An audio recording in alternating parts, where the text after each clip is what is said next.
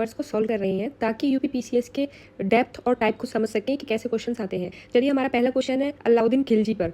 अलाउद्दीन खिलजी की विजय से संबंधित काल क्रमानुसार क्रम को हमें व्यवस्थित करना है। ठीक है, तो देखते हैं इसका क्रम क्या है।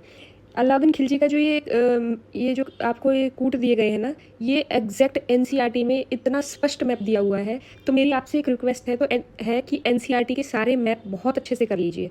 तो अलाउद्दीन खिलजी ने सबसे पहले इन्वेजन किया था जैसलमेर में। ठीक है, जैसलमेर कहाँ से निकल के आएगा, देखो 2 इधर भी है 2 इधर भी है। उसके बाद किया था रणथंबोर। ठीक है, रणथंबोर। फिर आता है वारंगल, तो आंध्र प्रदेश में आता है। ठीक है, और वारंगल सबसे लास्ट में आना चाहिए, तो हमारा आंसर बी ठीक हो जाता है। ठीक है, अभी मैं मैप के थ्रू भी आपको समझा देती हूँ। उसके बाद है 31st क्वेश्चन, उत्तर भारत में जल विद्युत के संदर्भ में निम्नलिखित में से कौन से कथन सही है। पहला है हिमालय क्षेत्र में जल विद्युत की विशाल संभावनाएं हैं, जो कि बिल्कुल ठीक है। पूर्वी उत्तर प्रदेश और बिहार इस क्षमता का उपयोग नहीं कर सकते क्योंकि इनके उत्तर में स्थित हिमालय नेपाल की सीमा में आता है। तो ये जो हमारा कथन है ये गलत हो जाता है, पहला कथन हमारा ठीक हो जाता है। अभी मैप के थ्रू मैं आपको समझाती हूँ क्यों। पहला हमने क्वेश्चन सॉल्व कर लिया रणथंबोर वाला। देखिए, ये रणथंबोर से स्पष्ट मैप एनसीईआरटी का मैप है ये। ठीक है, नेक्स्ट हमारा जो टॉपिक, ये देखिए, ये हमारा उत्तर भारत का मैप है, उत्तर प्रदेश का मैप है, जिसमें आप देख सकते हैं हमारे पास गंगा, तमसा, राप्ती रिवर भी पाई गई हैं।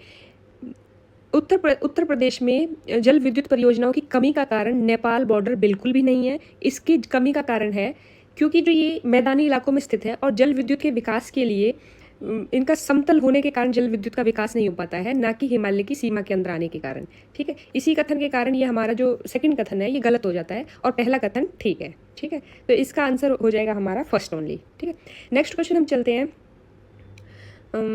देखो, काल क्रमानुसार क्रम तो इतने पूछे जाते हैं यूपीपीसीएस में, तो आपको जहाँ पे भी लगे ना कि काल क्रमानुसार पर क्वेश्चन पूछे गए हैं तो प्लीज़ नोट इट डाउन। ठीक है, तो हमें इनका गठन पे काल क्रम बताया गया है। ठीक है, देखो, पंजाब तो 1966 में ही बना था, पंजाब और हरियाणा। ठीक है, सबसे पहला बना है नागालैंड, तो यहाँ से हमारा आंसर नागालैंड निकल के आता है। ठीक है, उसके बाद आ जाता है पंजाब, उसके बाद सिक्किम, फिर अरुणाचल प्रदेश। ठीक है, तो हमारा ए क्वेश्चन ठीक हो जाता है, ए जो कथन है वो ठीक हो जाता है। नेक्स्ट जो एक बार हम फिर भी चेकआउट कर लेते हैं।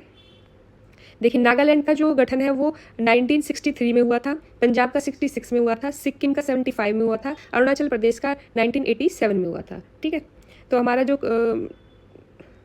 नेक्स्ट क्वेश्चन है वो है उत्तर प्रदेश के संदर्भ में निम्नलिखित में से कौन सा कथन सही है। तो पहला कथन जो 1 सेकेंड, ये हमारा अलग से है क्वेश्चन। या उत्तर प्रदेश देश में आलू के अग्रणी उत्पादक है, तो ये बिल्कुल जो हमारा कथन है बिल्कुल ठीक है।